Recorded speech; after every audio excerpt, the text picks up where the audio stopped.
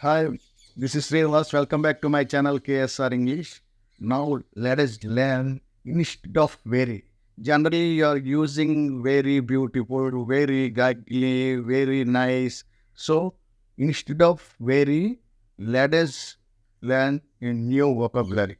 Instead of very.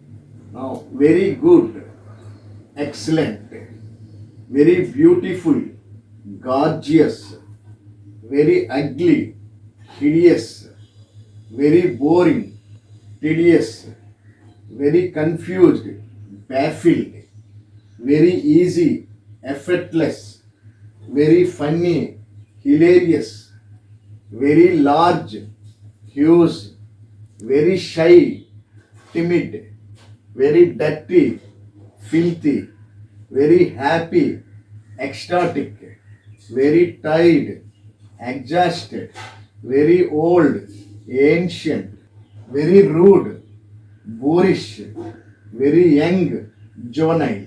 Thank you.